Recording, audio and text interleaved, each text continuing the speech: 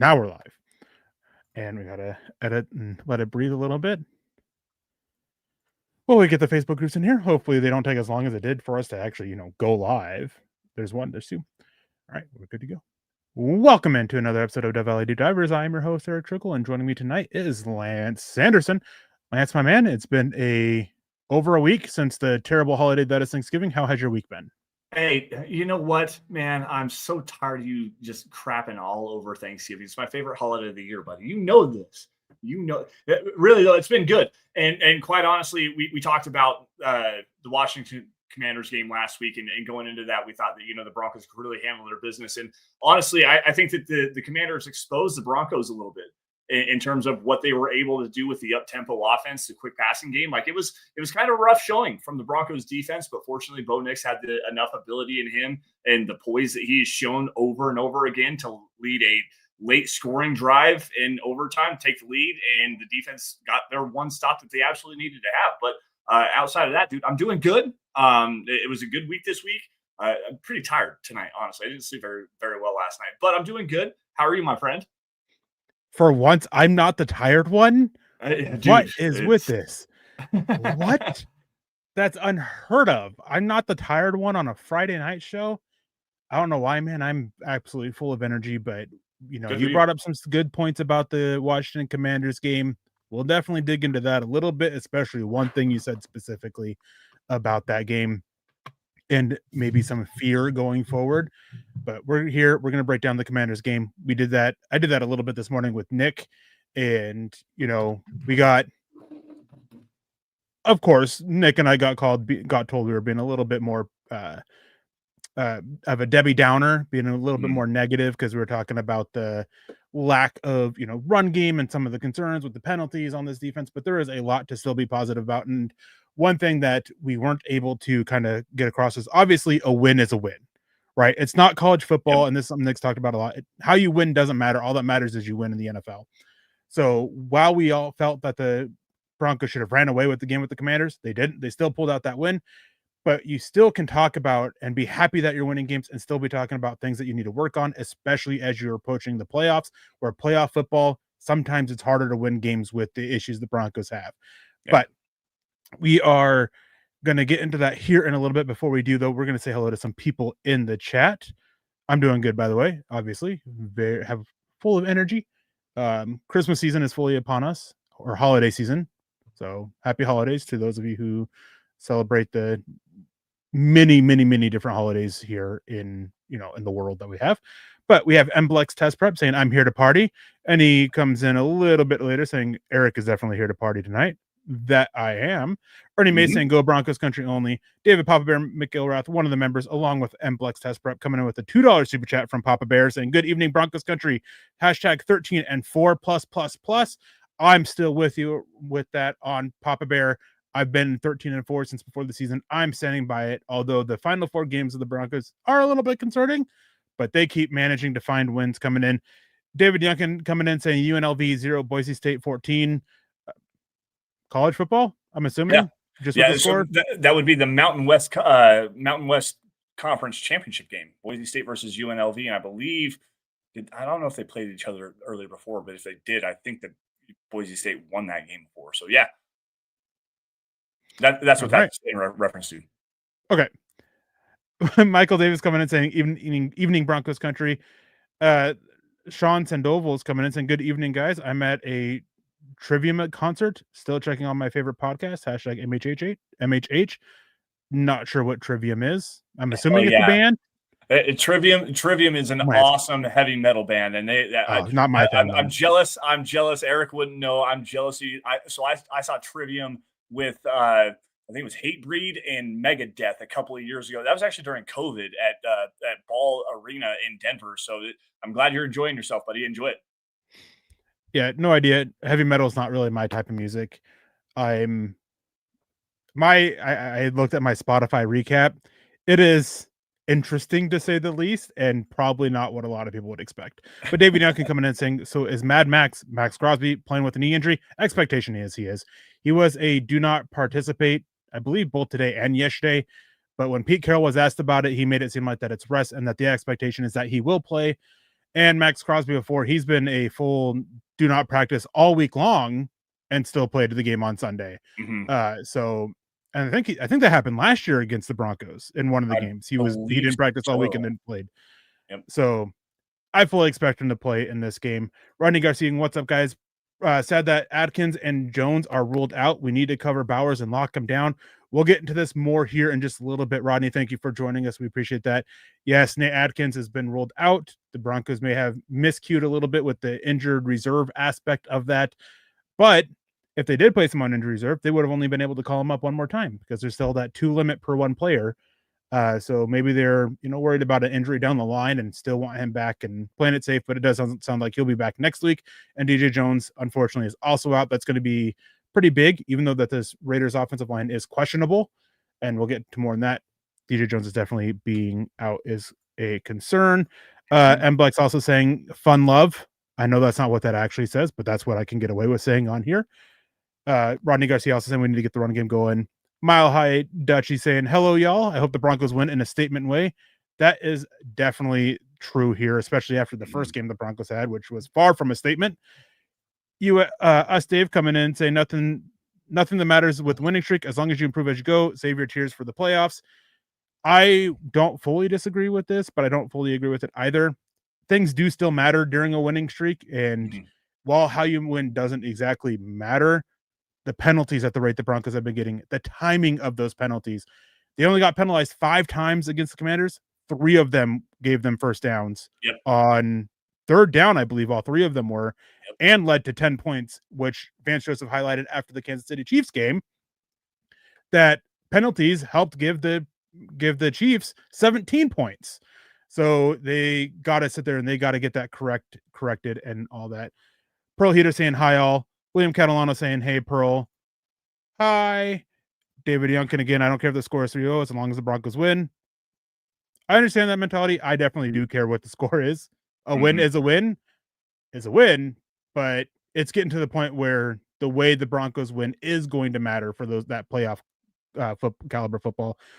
Roy Osborne coming in saying, hey there, Lance and Eric. Chase Wellner saying DVDD. Chase, one of the many Mile High members here on YouTube. So getting into it, the injury report, Lance, obviously bad news with Nate Adkins and DJ Jones out. What do you expect the Broncos to do with DJ Jones out? How do you expect to kind of replace that? So first and foremost, this is going to be a big game for Malcolm Roach, who's just coming off of that gigantic contract extension. And you and I went back and forth about him last week, talking about how I'm kind of underestimating the pass rush ability that he brings to this defensive front. And we can go back and forth on that again. Regardless, it doesn't matter. I think that Malcolm Roach needs to be a big part of this defensive plan moving forward, depending on how long Jones is out. I also believe that it's going to be time to see Jordan Jackson come off of the inactive list, and just to kind of help solidify that depth. But to me, this Raiders offensive line is so absolutely abhorrent right now. It sounds like they're going to get who was the one that was out last week? It's not Jackson Powers Johnson. He's on injured reserve. Colton Miller is still on injured reserve. So 2 starters on that offensive line are both out. But Jordan Meredith, he might be back. He's one of their starters. Dylan Parham, he's one of their starters, and Will Putnam also maybe back, who has been one of their spot starters stepping in for injury. So last week they were dealing with a lot of injuries this week on the offensive line. Still can take advantage of that, but there is a possibility they can have a shakeup on their offensive line. Both tackles are still the same, Stone Forsyth and DJ Glaze, but that interior offensive line, seems like they're poised to get some reinforcements back. Yeah, but it doesn't matter, though. Dylan Parham has been one of the worst left guards in the NFL this season. He's been absolutely atrocious. So I went back and watched the Chargers game and went back and watched the Cleveland Browns game. This dude's a liability in the run. He's a liability in pass protection. He is just a liability all around in offensive line play. He loses one-on-ones constantly. He doesn't understand his assignment. He doesn't know how to pin down on double teams. He's playing with bad hand placement. He's playing off balance. He's got bad pad level. This is a player right here. Dylan Parham is one player you need to exploit with this Broncos pass rush specifically. And with Zach Allen hopefully being able to play, and John Franklin Myers, you can interchange those guys, get Malcolm Roach in the fold, and get after Geno Smith, because this Raiders offensive line has been one of the worst over the last 6 weeks in the NFL. They gave up 10 sacks to the Cleveland Browns 2 weeks ago. 10 sacks. Like the Broncos had 6 against this offensive line when they were most of the way healthy. I believe they had Colton Miller and Jackson Powers-Johnson in that game. They had Jackson Powers-Johnson for part of the game. Okay, so and Colton Miller was out. Okay, so regardless, like the Broncos pass rush should eat against this offensive line, whether they have DJ Jones or not. This should be a game where the Broncos can really feast upon the Raiders offensive line and get after Geno Smith again. Yeah, they definitely should be able to. And I will say one thing with Cleveland, Myles Garrett, he's a whole different animal when it comes to any other pass rusher in the NFL. He should shatter the sack record. Yeah. What he's done this season has been phenomenal, and the Broncos, they just don't have that piece, but they have a bigger stable of pass rushers. Jonah Ellis is expected back this game, which is big for them. Zach Allen, barring a setback, he has no injury status for this one, despite being not being a did not participate last week. He's a full participant in practice today. No status for him. He should be playing. Pat Bryant, he's another one. He popped up this week, but he's back with no status. But DJ Jones, that is a big loss for them, especially as, with after they fired Chip Kelly, they're trying to figure out a way to get that run game stabilized. Yep. DJ Jones is a good run defender. That's going to hurt there. Malcolm Roach definitely needs to step up. Uwazurike will probably, just like they did within the first 4 games when Roach was on injury reserve, Uwazurike rotated in with DJ Jones. We'll probably see that again. And then Jordan Jackson probably being active, who he does offer a little bit more against run, even though he's god-awful as a player, than Savion Jones right now. Just because, John Frankenmeyers, he's a little weak against the run. Zach Allen, the run defense isn't his best suit. He's better than Pro Football Focus likes to give him credit for, but there are still issues there. So I don't see them going to Savion Jones because of how bad he's been as a run defender in the preseason. Yeah. And even in his 6 snaps, I think like 4 of them were as a run defender, and he just got absolutely annihilated. Can't see them going there as much as I would like to see Savion Jones get the field. I think just based off of what they are looking at from the Raiders, Jackson makes a little bit more sense for them. And then Atkins, of course, same thing that we've seen. Doesn't seem like that they're going to be bringing Mercedes Lewis up to the 53-man roster. So it looks like we're going to be seeing a lot of Evan Ingram and Adam Troutman once again for the tight ends in this one. And yeah, I mean, Denver's getting healthy, but there's still some guys that they need to get back, and it's unfortunate. DJ Jones could end up being really missed with this one. But as you said, this Raiders offensive line is terrible. Even with their starters back, they are still a bottom 5 unit at best. And so Denver should still be able to eat on that. And definitely Malcolm Roach, when you talk about him filling in, definitely should have earned that cash that he got on his extension.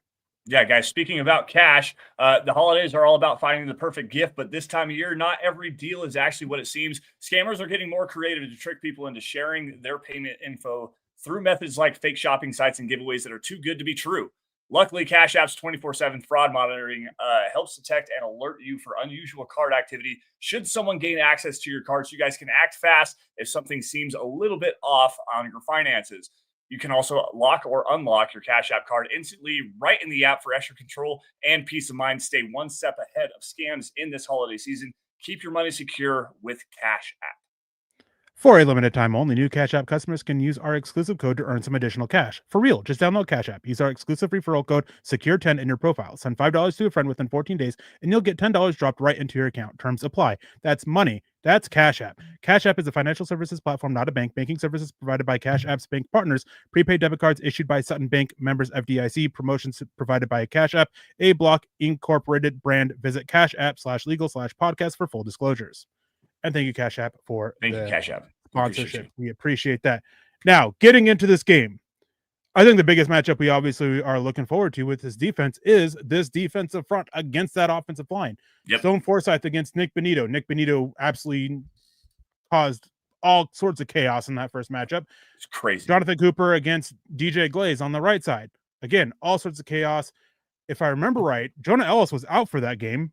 So that's a nice piece to get back for this with against these quality of tackles that we're playing against them. Really bad quality tackles, by the way, against them. And then you have Zach Allen, who again should be playing barring a setback, John Frankenmeyers. And one thing you said about this defense was how the Commanders made them look. Well, this is a very prideful unit, right? There is no questioning the pride that this unit has in themselves and in their teammates. And after that performance, especially the defensive front, where they struggled to generate pressure, right? And part of that is the quicker passing game, but even when they weren't going super quick with it, they were still struggling to get pressure. They're going to be out on a mission to cause all kinds of chaos for Geno Smith when he's inside that pocket. And the secondary is going to do everything they can to make sure he holds on to that ball for as long as possible so this pass rush can get home. I don't disagree with you. And let's go back to Remember the Titans really fast. You remember the movie Remember the Titans, one of the greatest football movies of all time.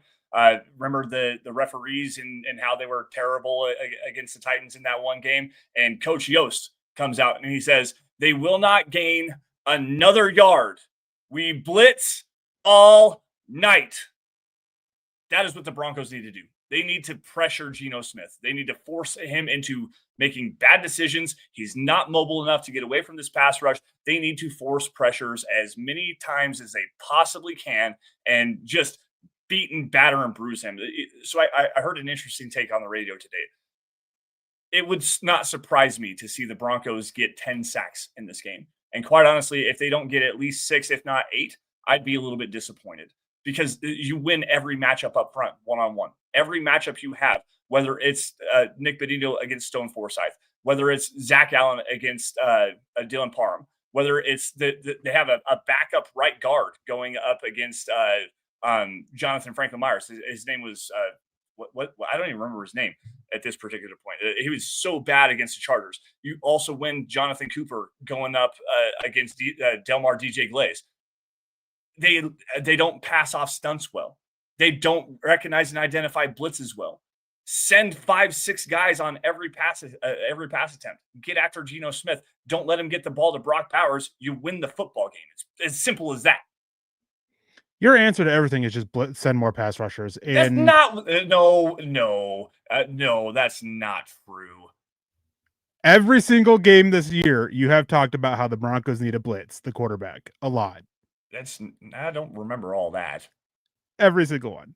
Well, but anyways, in this game against the Raiders, I am with you to an extent, but I don't think they need to go crazy with the blitzes. I think they need to do simulated pressures for it. Yeah. Because the threat that is Brock Bowers. Yeah.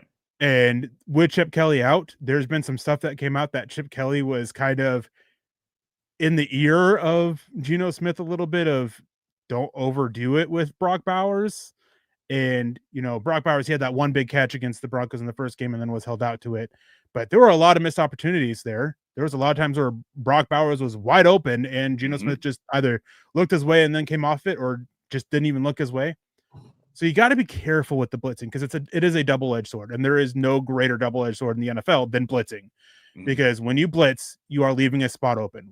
Whoever that extra defender is that you're bringing or extra defenders, you are leaving a spot wide open. Yep. And Brock Bowers is a threat when it comes to that. So I'd love to see the simulated pressures and confuse Geno Smith that way, bait him into looks where he thinks that a player is coming, and then have them drop back. And, kind of what the Commanders did on one of those plays against Bo Nix, where Bobby Wagner, it actually wasn't designed this way. Jacob Martin was sent to get after the quarterback. Bobby Wagner went up, tapped him, told him to drop back, and Bo Nix wasn't expecting it. And it was a pass to Cortland Sutton that Jacob Martin dang near could have intercepted. Like it was almost right to Jacob Martin.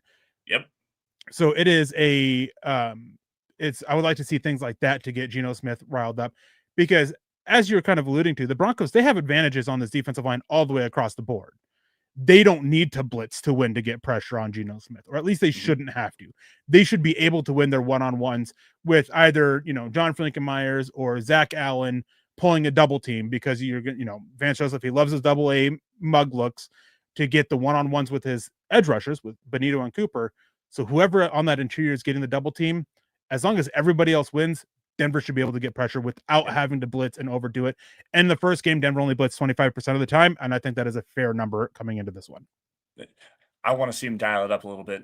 I want to see them crush the Raiders this week. Like me, Eric. I am the biggest Raider hater probably in all of Broncos country. And half the time when I type out our score predictions for the Raiders games, the last thing I put in is quadruple F the Raiders. I want to see Geno Smith.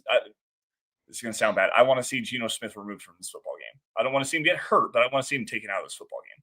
Like there's no reason why this game should be close.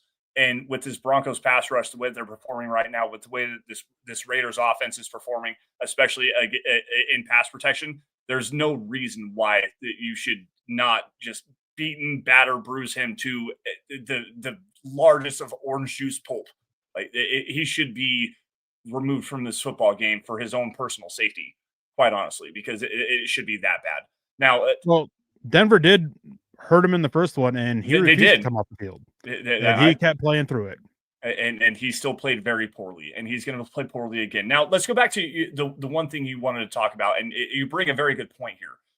Talking about the blitz, when you send extra rushers, you're obviously going to throw into that blitz, replace the rusher, and find the open receiver there. The Broncos did a really good job against Brock Bowers in the last matchup. I believe he only had one catch for 31 yards. And if you go back and watch that particular play, he was in coverage.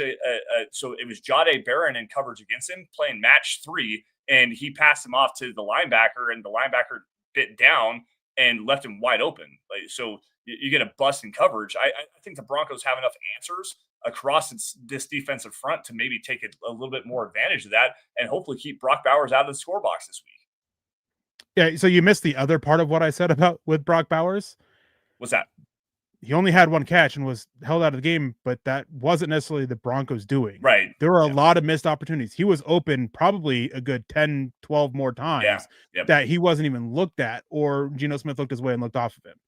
And some of those came off of Denver sending a blitz, and he found the spot vacated by the defender and sat in it. So just because it didn't happen in the last game, when you go back and watch, you see those missed opportunities there for the Raiders. And if we can see them, they can see them. And that is going to be something with it. Although the Raiders and their nepotism with Pete Carroll's sons and the impact they have, who knows? Like, that is such a dysfunctional coaching staff who, like, it's unbelievable with what they're putting together under Pete Carroll. And, everybody was so fearful of him, but his sons are bad at what they're doing. And Pete Carroll is sticking by them.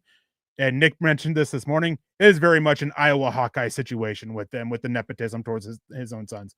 Yeah. But it is a big issue. But to what you did say, I do think the Broncos have enough pieces to handle Brock Bowers between Jahdae Barron, Talanoa Hufanga, and with the quality of receivers they have, you can even see Patrick Surtain come over and cover him quite a bit. It still doesn't change the fact that you got to be careful with that blitzing. You can't die by that by blitzing. And that is something that I will say Vance Joseph has definitely grown from over the last couple of years. Whereas before he used to live or die by blitzing, he's been more calculated with it. Simulated pressure usage is up for Denver, and it's being really effective, and it's helping them out a lot this year by creating confusion and disruption with the front of it. On the flip side of it, talking about this Broncos offensive line, Denver has had a couple really bad games over the last few weeks, including the first Raiders game. The offensive line struggled, and it wasn't just Max Crosby. Tyree Wilson and Malcolm Kuntz were able to get after it. And then one of their interior defensive linemen, he did really well getting after it. Alex Palczewski did well statistically against the Raiders in the first one. He only allowed a single pressure, but he was a major liability in the run game, and he's continued to be a liability ever since he's been inserted into a starting lineup as a run blocker. There were multiple times against the Commanders and the Chiefs where he's just standing there as he got blown by as the defender goes and makes a play in the backfield. I'm very concerned with this offensive line because of Alex Palczewski and the kind of confusion that they can create, because they love to put Tyree Wilson in as like a 4-eye and then stunt or twist, whatever you want to call it, with Malcolm Kuntz on the outside and create that communication error between Garrett Bowles, because there have been times this season where, as good as Garrett Bowles have been, it seems like that communication between him and Palczewski is lacking a little bit. You're absolutely not wrong there. Palczewski, while there's early in the season, number 63 is reporting as eligible, and everyone got the big crowd roars and whatnot. Over the past couple of games, he's been fine as a run blocker, but there have been a lot of issues. And like you talked about, communication on passing off twists and stunts and stuff like that between Garrett Bowles and with Alex Palczewski. You're completely correct on that. I think that with the way that Garrett Bowles is playing in one-on-one situations, I'm not worried about that. And the biggest threat, obviously, is Max Crosby, Max 6666 Crosby, or however you want to pronounce his name. going against one-on-one against Mike McGlinchey. Like that's always going to be a concern. You have to find a way to get 4 hands on him at least on half of your snaps. You got to chip him, got to do whatever you can to keep him out of the backfield as a pass rusher. But also, he's one of the better edge defenders against the run in the NFL. Maybe having a down season this year, but this dude has always come ready and wired for sound against the Broncos. He loves playing Denver, and he always has good games. So to me, I don't necessarily want to say that this Raiders defensive line scares me, but at the same time, there's enough issues up front right now, and if they can figure out a way to get Palczewski to play better against the run, they can probably get the run established. I want to see more physicality from this offensive line this week. Go back to what the Chargers did last week. They ran power, and they just continuously pulled guards, gotten these defensive linemen's faces, got consistent push, stuck with the run, and it helped them eke out. They won 31-14 last week. It was a great game offensively from the Chargers because they focused on the running game. Now Justin Herbert didn't hurt, definitely kind of played into that, but stick with the running game. I think that's a big key this week, and stick with what you know. Stay with duo, stay with inside zone, run some power, and try to get Quinn Miners on the move a little bit, moving specifically to the left-hand side, and kick out Tyree Wilson, who's struggled in that kind of an aspect over the course of the season. You might be able to open up some holes in this running game this week. Fun fact, did you know that even though as good as Quinn Miners is, whenever they pull him, the Broncos have, going over the last 2 seasons, they have a bottom 3 success rate running the ball when they pull Quinn Miners. Really? That's crazy. Yep. It's something that it's not necessarily his fault either. I'm not saying it's him. And, some of the times this season when you see it happen, you can look at the tight ends a lot, or Alex Palczewski. I think there was one time against the Chiefs where they pulled Quinn Miners and Palczewski just basically was like, "Ole, go on by." To the defensive lineman, to Deron Payne, I believe is who it was. Yeah, I remember the play. Or not Deron, to Naughty for the Chiefs, because I'm pretty sure it was the Chiefs game. He also got beat by Deron Payne, where he kind of did the same thing, but I think it was as a pass rusher or in a passing play. But anyways, defensive line isn't overly scary, but it's just what they like to do that I think can create some issues for the Broncos up front, especially with Max Crosby. And going against Mike McGlinchey, where Max Crosby has won consistently. Yes. Maybe doesn't have the the pass rush stats there, but he's absolutely dominated Mike McGlinchey as a run defender. Yep. And he takes away a whole side of the field. You cannot run to the right side because of how good Max Crosby is. Even this season, Denver was awful running the ball to the right against the Raiders in the first game, and it's something that you got to be concerned of. And then you got to add in, and they had J.K. Dobbins for part of that game. Mm-hmm.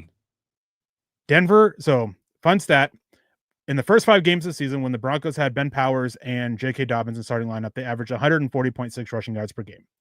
In the 5 games after that, they lost Ben Powers, but they had J.K. Dobbins, they averaged 116.6 rushing yards per game. Those 30 yards are a big testament to what Ben Powers has done for this. He is one of the best pulling guards in it, and you can see that reflected in the fact that the Broncos had a top 3 rate of pulling a guard in the NFL over the first 5 games, to where they've been bottom 5 since then, because they lost Ben Powers, who does it so well. Now, since they've lost both players in the 2 games, 73 yards. As much as I want to see the Broncos get a run game going, I don't see it happening. Not because of the Raiders are good against the run, because I don't think the Broncos have it in their running back room to get it done as a running. I think you might get, a big run from RJ Harvey, maybe 2 of them, but no running back in this room has shown the consistency needed to be that top guy, to where I'm like, okay, they can get the running game going, because Denver is still wasting downs more than not without Dobbins. You cannot have that happen. The Broncos, that is something that the Broncos have to figure out when it gets to playoff football. You need that running game. I'm not sure it's happening. Go ahead.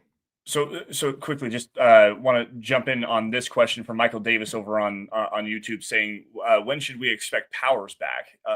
Last I knew was like mid-December with was it a biceps injury, or a biceps or triceps injury? One of the two. I don't remember. I think it was a biceps injury, but I thought it was supposed to be mid-December. So here in a couple weeks, he could be coming back to this Broncos offensive line. Eric, do you have anything on that? Yeah, I'd put it at maybe like a 10% chance he plays, not this week. Obviously, he would have been activated, but in the following week against the Packers, and the following Sunday, I had to look it up. Most likely, he is back for the Jaguars game. Okay. I think that's like a 90% there, and then probably after, if not then the Chiefs game, he will be back this season. It's just, is it week 15? Is it week 16, 17? One of those 3 weeks. Still a little bit ways to go for that. So okay. So back to the running back room. I was on with Benjamin Albright on KOA the other day, and he got into talking about RJ Harvey, and obviously 2.7 yards per carry over the last couple of weeks is not something ideal that you want to have from your running back room, and it leads directly into your point. It's not the offensive lineman up front, because I believe right now the Broncos are like top 8 in run block win rate up front, if I remember correctly. So they're winning, they're opening up holes, and you can see it on tape. Like there's room to run all over the place.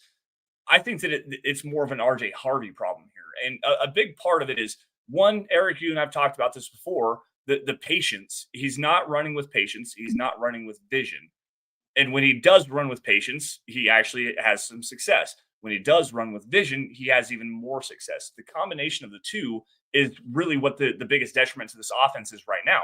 To me, I have an interesting take here.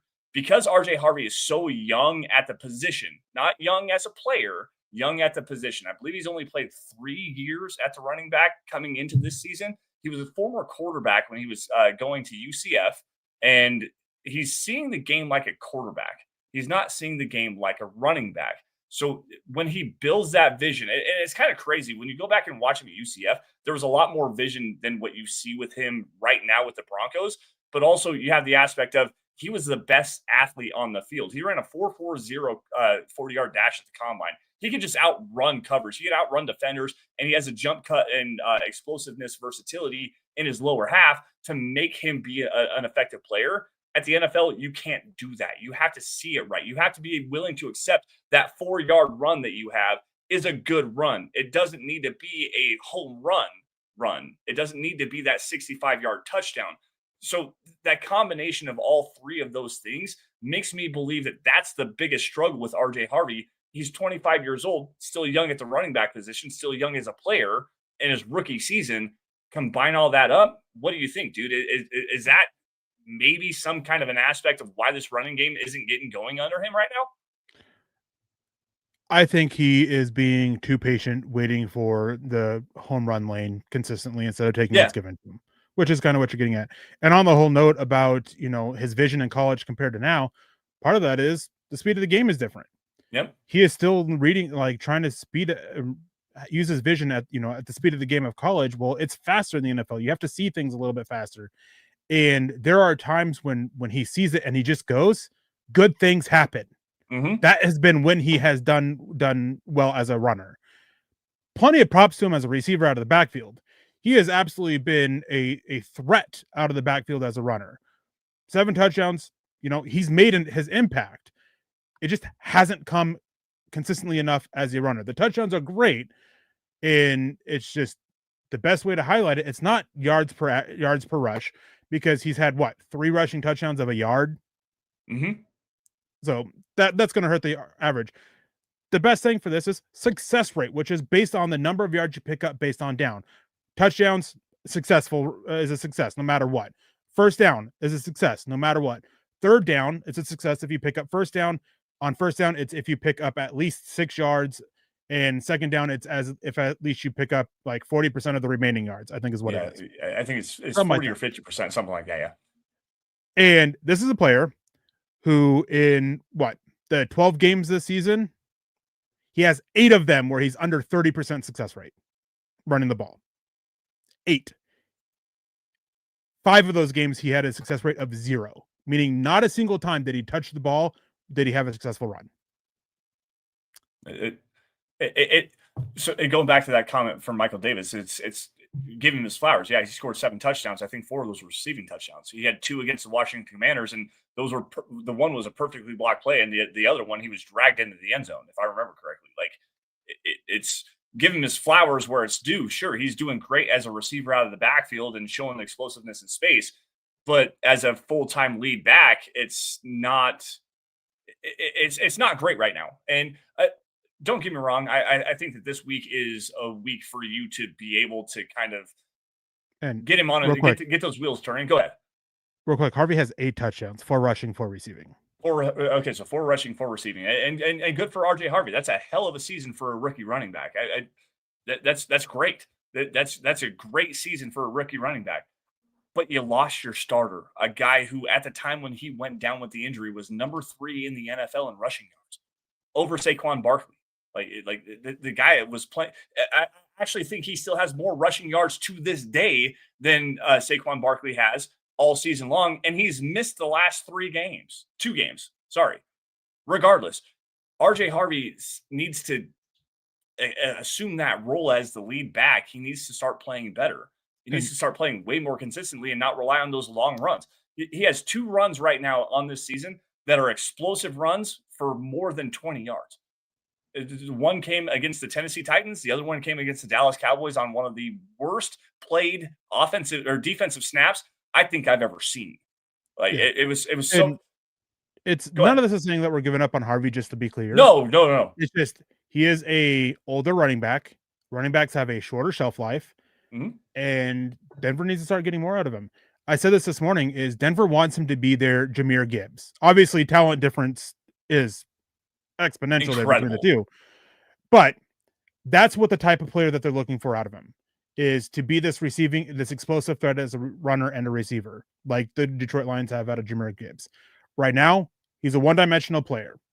He isn't offering enough, and the issue with this too is he's not offering enough as a blocker. He had a great pass block, I believe, against the Chiefs, might have been the Commanders, where he bought Bo Nix the extra time, but we haven't seen it consistently enough for him to be a reliable third down option consistently. And we definitely aren't seeing it as a runner. Like the touchdowns and runs are great, but all in all on his season, he has, I think, counting touchdowns as an explosive play, I think he has 6 or 7 explosive runs on the season. He has like 72 total carries. So 74. So basically the whole point, he's not doing it yet. Still got to see out of him. If the Broncos running game is going to get it going, that's the way it has to be. J.K. Dobbins, the most optimistic outlook is Denver gets J.K. Dobbins back by the AFC Championship game if they make it that far. That seems to be the earliest they get him. And it's far more likely that he is back for the Super Bowl if they make it that far, more than the AFC Championship game, because this injury is all but season ending, and they're just giving that time just in case they make a run to the playoffs. Jaleel McLaughlin and Tyler Bidet. I like to see Tyler Bidet get a little bit more chances as a runner. He's got 2 runs for 9 yards. McLaughlin and Harvey clearly aren't doing it. Maybe Bidet can provide a spark there, like he did against the Tampa Bay Buccaneers in 2024. But whatever the case, something's got to give with this running game. And I understand Sean Payton, he keeps, we like what we have. And part of that could be that, they've exhausted options about trying to find an improvement, and there's just not anybody out there in their eyes. But at some point is you got to hold your guys a little bit of accountable and be like, hey, we're not getting enough out of the running game. It's putting a lot of extra pressure on our offense and on our young quarterback. And it's something that we got to figure out. Yeah. No, you're not wrong, and that's the big thing. When the season winds down, you need to have a strong running game. You've got a great defense. That's without question. This is one of the best defensive, if not the best defense in the NFL. You've got to start accentuating this defense with quality special teams play. You've got to accentuate it with quality running play, and you also have to accentuate it with a quarterback who is still struggling to figure it out this season. Bo Nix has had a couple of really good games. I thought he was really good against the Commanders. I thought he was really, really good against the Kansas City Chiefs. He is starting to kind of figure it out. But until this offense starts to get their wheels out of the mud, they seem stuck in the mud more often than not. And it's through execution faults. Quite honestly, it's player execution faults. It's not the play calling. And we can go back to the double reverse pass that went for an incompletion on the wide receiver screen, whatever the hell that play was against the Commanders. Yeah, that's a bad play call in the moment. The sequencing sucked. I was not a fan of that play call. Go back and watch the tape, guys. There's receivers wide open all over the field. Pat Bryant is a killer on a dig route on dagger. He's a killer over the middle of the field on a crossing route. We just saw Evan Ingram take a 41-yard catch and run on a jerk route against Bobby Wagner in coverage in overtime that set up the Broncos for a game-winning touchdown pass from a game-winning touchdown. Like there's opportunities here. You just got to start executing. It's an execution problem, top to bottom, like point blank, period. And getting this running game going and helping Bo Nix set up the play action, set up some deep shots, set up some over the middle of the field stuff. It's going to help out. And you talked about, you said 2 words here, and I'm going to highlight it again. You said 2 words here: Super Bowl. Should they be able to get there? Do you think this Broncos team has enough to get there? With how bad the AFC looks overall, I think they can manage it. I do too. I don't expect it. I think they can manage it. I'm not going to say I expect it. I right now at this point, I expect a playoff win because I think they're going to. I think this team's going to win out. I'm going to say it here, right here now. I think this team is going to win out. They're going to beat Kansas City on Christmas. They're going to beat the Chargers in Week 18. They're going to win out. They're going to win the AFC West. They're going to be the number 1 seed. Every team is going to come into Denver in the playoffs. I don't know who they're going to play in the first round. Probably it's probably going to be like Buffalo or something like that. I believe they're going to win that game. They're going to go head-to-head against the Patriots in the AFC Championship game. I expected that. As of where it stands right now, with the way this defense is performing and the way that offense continues to evolve, I think that this team is an AFC Championship contender, if not a Super Bowl contender. Absolutely right now. Now, before we continue on with this, there's something you said at the start of the show about the Commanders game, about your fear of what the Commanders did and it leading to the blueprint on how to move the ball against this defense. Mm-hmm. I'm going to bring up the comment I said earlier about this being a prideful unit. Vance Joseph is very prideful. Mm-hmm. They're going to do everything they can to make sure that this dink and dunk, short passing, quick passing game isn't a weakness to them, and that they will, shut down Geno Smith in this offense, obviously we're flipping over to the Broncos defense side of the ball, and do what they can to make sure that doesn't happen. One thing they do have going for them, I mean, with the way Zach Ertz was, Brock Bowers, he remains a threat. But what Deebo Samuels, and the biggest one is, oh man, the name just escaped me too. Terry McLaurin, what he was able to do against the defense. The Raiders don't have receivers of that caliber. No. That is one thing this defense is going for them. Trey Tucker's decent, but he is a number 3, number 4 caliber guy. Tyler Lockett was great years ago. Not so much anymore. He's still a reliable option as a number 3, number 4, which is fine if you had a legit number 1 or number 2 there, with Brock Bowers being the other one. And they just don't have that. So again, Patrick Surtain, this should be a game where you can look at him at mirroring or following Brock Bowers a lot, turning to the other ones. Patrick Surtain, he did miss the last matchup, so Denver had to figure out a way around that. Shadea Barron, he's really stepping up. There was a big catch that he been some bad moments, but he's managed to bounce back, and he's showing his ability to make reads and make plays on the ball as well. Riley Moss, he showed improvement with not getting called for penalties. That touchdown catch he allowed to Treylon Burks was just an amazing catch. You cannot defend that any better. Yeah, no. The catch he allowed late in the game, that was an issue, but that's you gotta for some reason he just slowed down on it and lost track of the receiver and let it play. So I have a lot of faith in this defense of getting it done. So Lance, defensive bold predictions. Is it Broncos get 10 sacks? Is that your defensive bold prediction? That was I kind of dropped the ball on that one. Defense so I'm going to add to this. Defense gets 10 sacks and they also score a touchdown. Right? They're due. They're due to finally get some takeaways coming from this defense. They're right now currently tied with the Raiders, by the way. The Broncos are 10-2. The Raiders are 2-10. They are tied with the Raiders in turnover differential at -3. I believe you're going to get a couple of turnovers, and one of those is going to go for 6. It's probably going to be a strip sack and fumble on one of those 8 to 10 sacks. I'll moderate it a little bit. 8 to 10 sacks and a defensive score. That's my bold prediction from this Broncos defense. All right. My bold prediction for the Broncos defense, I talked about it on the show this morning, and it's in my bold prediction article that should be coming out either tomorrow or early Sunday morning. The Broncos have already done this twice this year. They got really close in the first game against the Raiders. They keep the Raiders under 150 total yards of offense. Wow, man. With how prideful this unit is, I expect this defense to tee off on Geno Smith up front And with the quality of this offensive line, even if those three guys are back on that offensive line, they're still beat up. All three of them are dealing with lower leg injuries, which can be absolutely hindering for offensive linemen. I expect them to step up and be like, yeah, what the Commanders did to us, because this is Pete Carroll, and his offenses love to look at what happened in the previous week and try to mimic it. I fully expect them to come out there and try to do the same thing with the power rushing and the quick passing game, and the Broncos are going to be ready for that, and they're going to step up and be like, nah, ain't happening, and hold them under that. Now, for your offensive bold prediction. I don't think the Broncos go 3-and-out this game. I think that every time they get a change of possession, I think they're going to at least get a first down on every possession in this game.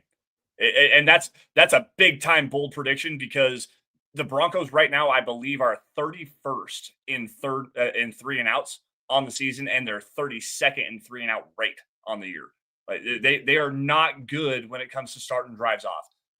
But this Raiders defense is that bad, guys. They have no one that can cover. And quite honestly, I think that Darian Porter, the Raiders outside cornerback, he's a young rookie from Iowa State, raw player, a lot of physical tools. If you're going to do anything, you need to target him with big physicality and make him go commit a whole bunch of penalties, because he's grabby as all hell, guys. You've got two big-bodied wide receivers that are physical at the catch point in Pat Bryant and Cortland Sutton. You need to target Darian Porter as many times as humanly possible, especially on 1st and 10. If you can get an opportunity to get a dig route against him, throw a slant against him, get him in and get him into one-on-one coverage, and find a way to attack that guy, because he's not been playing good football. Even as a rookie, he's been not playing good football. Yeah, I mean, he was extremely raw coming out. I think he's 2 years as a corner, as a former receiver, and switched over at Iowa State. Last year might have actually been his first year as a corner. Yeah, but we're talking about a dude with like elite length. He's got like 34-inch arms. Like, he's 6'3", 205. He's a big dude. Yeah, he's a big dude. He's super grabby. Yep. And Pat Bryant does not have an injury designation, which means he should play. It's just a matter of how much. My bold prediction for this offense, and I am trying to think of one that isn't in my article, but I can't think of one. So I'm going to go with Evan Ingram gets over 100 receiving yards. Yeah, so there is a very clear advantage for Evan Ingram here that the Broncos weren't able to take advantage of in the first game. If he can get matched up against Devin White or Jamal Adams, that should be a pretty easy layup there for this Broncos offense to move the ball, provided he catches it. That is a big thing. Drops have been an issue for Evan Ingram this season. He's got to catch it. But I think you can see him catch some of those short passes, and make something happen afterwards, like we saw in the game against Commanders. Evan Ingram going over 100 receiving yards. That is my bold prediction for this offense. Lance, we have one more surprise thing here at the end of the show. Before we do, we got to get our score predictions in. What is your score prediction for this game? All right, so guys, make sure you guys go over to milehighhuddle.com. Check out the Mile High Huddle Roundtable. It's up there already. It's been up there since, I believe, about noon earlier today. All of our score predictions and picks, everybody's on there. I believe it's a clean sweep, if I remember reading it correctly. Broncos are going to win. To me, it's a dominating effort. There's absolutely no reason for the Broncos to lose this game or for it to be even close. Quadruple F's the Raiders once again. 27-9, Broncos roll. I have it 38-9. I have. Spoiler alert, my bold predictions, I have the Broncos scoring a special teams touchdown, either off a blocked punt, I want to get into that, or a special team or a return touchdown. I also have, I think I talk about in one of my articles, I talk about the Broncos getting a defensive touchdown.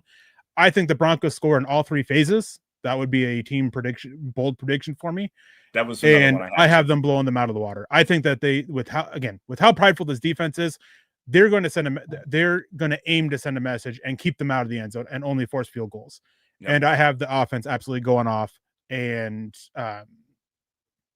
showing that the improvements are real, and that the last game against the Raiders, which might be one of the worst of Bo Nix's career, was a fluke game, and that's not who he is, and he's going to be better than that. Can I touch on that really fast? And I have a couple of actually logical reasons as to why. One, you just came off of a win, and you go on a short week at home and 40-mile-an-hour winds. Bo Nix has consistently struggled in his entire career throwing the football into the wind. Jeremy Crawshaw shanked a punt off of his shin in that game because the wind was that bad. On a short week division rival, it was bad for the first quarter. It wasn't bad throughout the whole game. Well, regardless, but the next game that you have is the Kansas City Chiefs at home. I think the Broncos are kind of looking past the Raiders in that particular game. It's a short week. If we lose this game, whatever, it's not a big deal. We have to beat Kansas City at home. There's like multiple different mitigating factors as to why the Broncos performed as badly as they did. There's multiple excuses. Sure, there are excuses. And I'm done with excuses for this Broncos team. I've been done.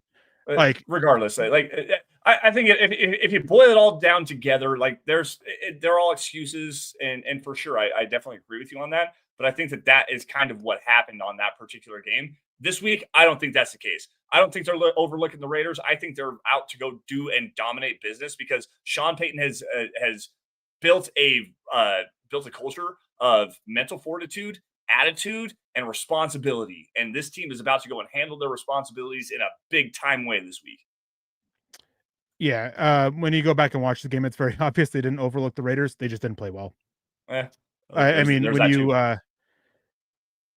it will be a I mean, it's obvious. And one thing is with that is Sean Payton with the locker room that he's installing in this, they're not overlooking anybody. They know they don't, and you listen to the players, they know they don't have the right to overlook anybody.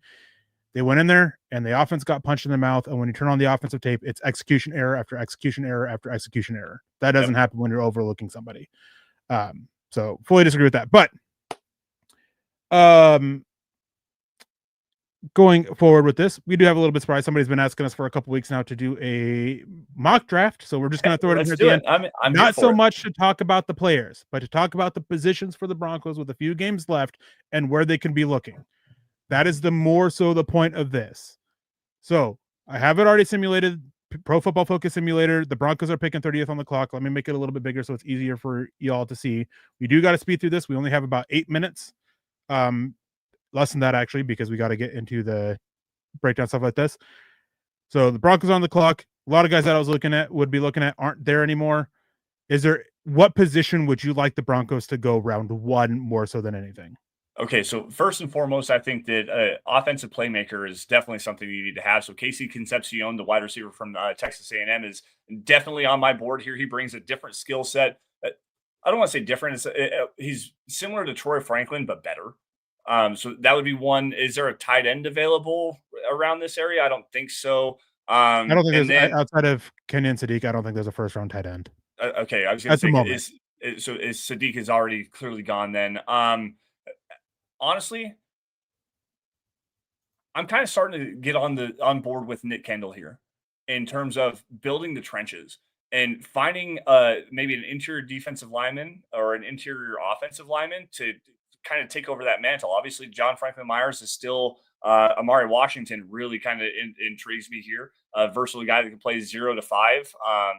Caden Proctor could be a guard for you at the next level. It's probably not the correct scheme fit here. I haven't seen Kristen Miller, so I won't talk about him. But those would be my kind of ideas where I go interior offensive line, interior defensive line, and an offensive playmaker. What do you think?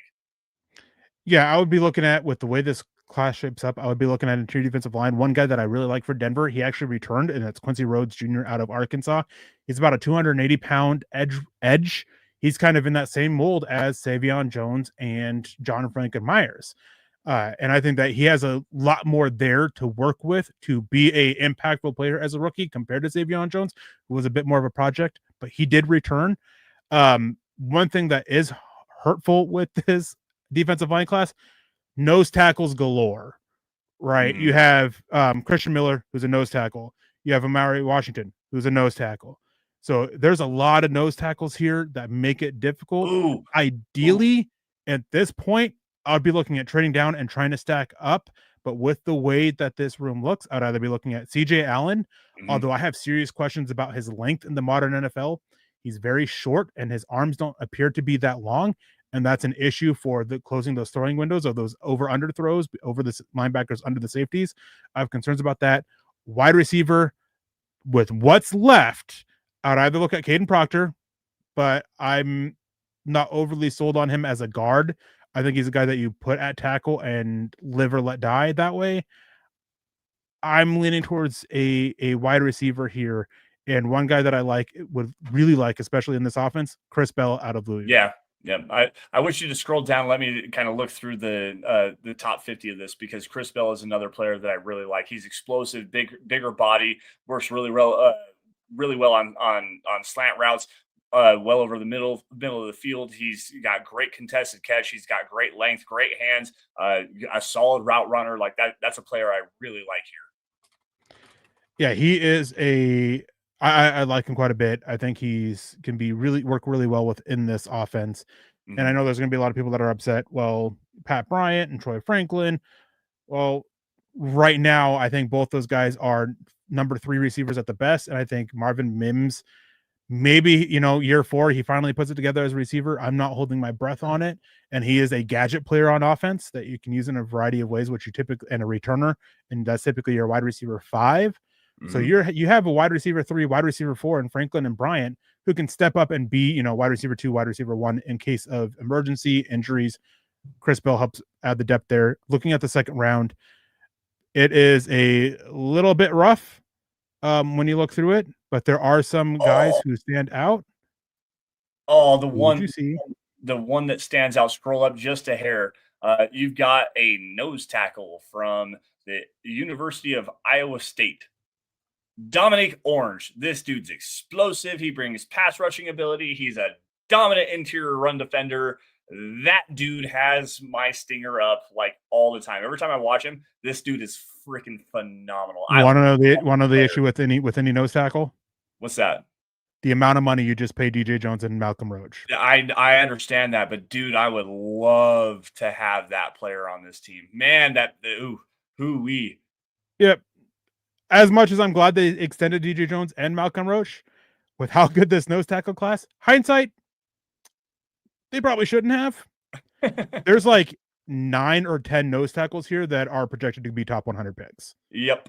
It is a great class for nose tackle. And, nose tackle isn't a position where you need to be 3 deep. They have another year of Aoma Uwazurike who can rotate and fill in.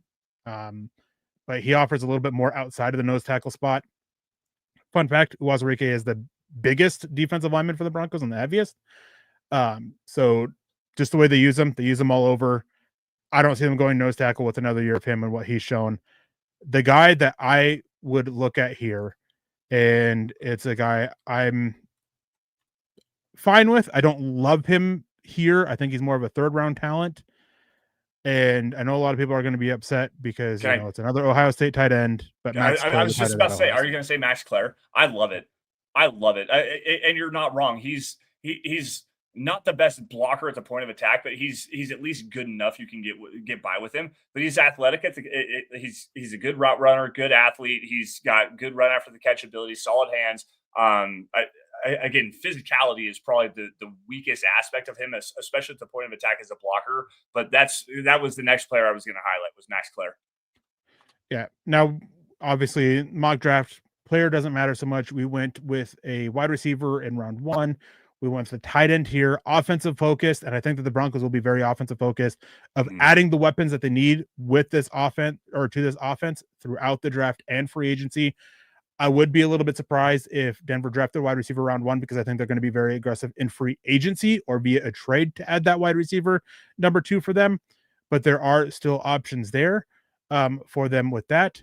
So with a wide receiver and tight end, do we now flip over to looking at the defensive side of the ball, or do we keep the trend looking at the offensive side? I'm not sure. Scroll up to the top of your list available. Let me see who we got here. So obviously Justin Jolie, tight end from North Carolina State. We just took Max Clare. And he's Evan Ingram. Like if you want to get younger with an Evan Ingram type, that's Justin Jolie. He is not a blocker whatsoever. Yep. D'Angelo Pons is interesting, but you already have a surplus at cornerback. If you really wanted to add on to that, then Pons, who can play inside and outside, he's a really, really good slot cornerback out of the University of Indiana. That makes sense. Scroll down for me really fast. Unless you're looking at Michael Davis saying, I heard all the blocking BS with Fannin this year, poppycock. They're not using him as a blocker. They're using him as a big wide receiver, so it's not poppycock. It's just the way they're using him. He's had some decent snaps from like attached in line, but it's really not great. Like he's more serviceable than good. Yeah, it's the way they're using him, and he's been great for them. Don't get me wrong, I'm not saying that, but they're using him to his strengths. They're not asking him to block more than needed, and it's working out for them. So credit to them for using it that way. The issue with Denver drafting him was you didn't need him necessarily because you needed to upgrade the blocking when you have Evan Ingram to fill that role. Hindsight here, 2020, Evan Ingram hasn't cut it. They could have used Harold Fannin to fill that role and figure out something else to do with Evan Ingram, but that's just not the way it is. He is, in fact, and looking up, he's actually been one of the worst blocking tight ends in the NFL this year, based on EPA with him as a lead blocker. So back to this draft really fast, because you got it scrolled up, and I'm sure that you were trying to hide this name. If this is the name I'm remembering correctly, Nicky Prongos, the tackle out of Stanford. He's a raw young player that I believe is starting at left tackle. I think he's only started like 13 games for them. If I remember this correctly, I know that Stanford has a young offensive lineman. I believe he's their left tackle. It's him. Yeah. Prongos. Okay. Like an incredible athlete, great length, great size. He's super young, super raw, but the traits are there for a player to be a prototypical left tackle at the NFL level. And you have Garrett Bowles, who's 32 years old. You have time. He's on a 3-year contract extension. You have time to develop a player like this, and it makes a ton of sense. If you're going to go in this direction here, it's early for sure. It's early for a player of this caliber. That makes a ton of sense to me. I don't see Prongos as a top 100 player. I don't see him as a top 150 player. He's bad. Okay. So I wasn't trying to hide his name whatsoever. I was just trying to scroll through it. I would look at offensive lineman here, but it's Chase Besantis, the guard out of Texas A&M. He's a left guard, really good run blocker, solid pass protector. Good athlete too. Even if you bring Ben Powers back, he can sit for a year. I really like Chase Besantis here. Okay, I'm down with either one. The process or Besantis, either one. Like I'm good with it. Isaiah World now. If you want to talk about a tackle, there you go. I like Isaiah World. Isaiah World. Anyways, Jacob Rodriguez, linebacker, Texas Tech. That dude flies around the field. That's a hell of a football player right there. Jacob Rodriguez for sure. Yeah, so it is a lot, and we have a lot of time before we get to the NFL draft. There's a lot of stuff that's going to change between now and then, and it's just, it's a lot of time. So things can change, opinions can change, a lot can change between now and then, but it's always nice to get an early look at it. But we do got to get out of here. It is past our time. I'm surprised I haven't gotten texted yet saying get out of there. But before we do have some final words here. Of course, if you guys are not yet, you guys can go over to youtube.com/@MileHighHuddle and become a member. You can guys get access to all the exclusive content we have right now, which is Kelman's Corner and Broncos Book Club, as well as some stuff that's going to be coming down the road after the season that are being talked about. If you guys are able to do so, also super chats on YouTube, stars on Facebook. They're a way to help support the show, help us keep the lights on, and they are dedicated to us. We get all of that. We want to say thank you to and welcome to everyone who is a member already. You guys, if you are unable to do so financially, which we understand, the time of the season and times are tough financially across the country and across the world right now. 3 things you can do that only take a matter of time: subscribe, like, and share. Those are things that help us with the algorithm, especially on Facebook and YouTube, which are ever changing the algorithms. Facebook especially, and help with the algorithm, and which again, ever frustrating and ever creating headaches for Chad and myself. You guys can also take some time to go over to Spotify or Apple Podcasts and leave a 5-star review for a chance to win some gear each month. Gear, not swag, hate saying swag, but this gear can make a wonderful gift for a friend or family member of yours who is also a fan of Mile High Huddle. You guys can follow us on Instagram at Mile High Huddle with an underscore between Mile and High and High and Huddle, where you guys can get access to get all the stuff that we put on there. I'm not big into Instagram, so I don't know what all we put on there. You guys can also go to mhhmerch.com to get your gear on, or swag, which I hate saying swag. You guys can has like what I have, the hoodie that Lance has on. Again, they make wonderful gifts. If you guys have that and are able to do so for friends or family who are also fans of Mile High Huddle, or even friends and family who aren't but are fans of the Broncos, and you want to try to push them towards a the best place on the interwebs for Broncos conversation and whatnot. You guys can also follow us on Facebook, facebook.com/MileHighHuddlePod, facebook.com/MileHighHuddle, where you guys can get access to the wonderful community that we built up over the last 13 years almost. 13 years coming up on March. I think is what, or 12 years coming up on March of Mile High Huddle. So you guys can get access to all of that. We've built up a wonderful community there on Facebook over the last few years. You guys can also get access to all of our written content on at Mile High Huddle, at the MHH Pod, at DVDD_pod. You guys can get access to everything there. You can also reach out to Lance and I on Twitter or X, whatever you want to call it, at Lance S_MHH and at Erick Trickel. This is one of the many Mile High Huddle podcasts that come to you every night of the week and twice in the morning. We want to thank you guys for tuning in. Before we get out of here, Lance, any last words? No, sorry, I went a little haywire there on the mock draft. I'm excited about this draft class. I really am, and the way that this Broncos team is playing this season, identifying the fact that you don't need a quarterback. There's not very many holes on this roster. It's really exciting. Like, honestly, I'm probably the most excited about a draft class. Talking about what the Broncos need to address, filling the rest of this roster out, a potential Super Bowl level roster, and I'm going to say that again, a potential Super Bowl level roster right now. You can go out and get better. This draft class looks really good. It looks like to be a deep class, maybe not on the offensive side of the football, but defensively, so stack up on that defense. But no, I'm thankful for everybody that was here tonight. Thank you all for joining us after the fact on the podcast. You guys can find us Apple, Spotify, YouTube, wherever you get your podcast, you can find it there. Thank you all for joining us. You all stay safe and take care. Have a great rest of your weekend. And as always, go Broncos, quadruple F the Raiders. Yeah, and with it being this time of year, if you guys are struggling mentally with your mental health, if you guys are feeling a little sad or depressed or anything like that, please reach out to somebody. The suicide hotline is available. My Twitter is open. My Facebook is open. If you need somebody to talk to, just an ear. Absolutely. It can be talk about football. We can talk about anything. I'm more than willing to just send a message. Even if you want to get into what's bothering you. I've been there. I've been in some really dark times over the years, and mental health is something that's extremely important for everybody. So if you are struggling during this time of year, which is, tough for a lot of people living in Alaska, the next few months are typically the highest in, those types of rates in Alaska. So please, if you are struggling, please reach out to somebody. And also, with it being this time of the year, as much as we appreciate your guys' super chats and stars and gifted memberships and just memberships as well, there are plenty of people who are far worse off than we are that can use your need. A lot of them children, whether it be Toys for Tots or Angel Trees or whatever the case it is. If you guys are able to do so, please spend your money that way. Yep, absolutely. And it's just the kids. Some of them are just in bad situations. Some of it can be parent choices. Some of it can be, just medical issues or whatever the case may be. They definitely deserve it. No child deserves to go to feel unwanted or to go or to be left wanting during this time of year. So please do that as well. And we want to thank you guys for watching in and tuning in every single day, every single night. We appreciate you guys so much. I hope you guys have a wonderful holidays. Obviously, we will be back here next week. I will be here on Monday morning. Make sure you guys stay safe, don't drink and drive. And as my good friend Nick always says, make sure you guys choose kindness and compassion. And of course, go Broncos.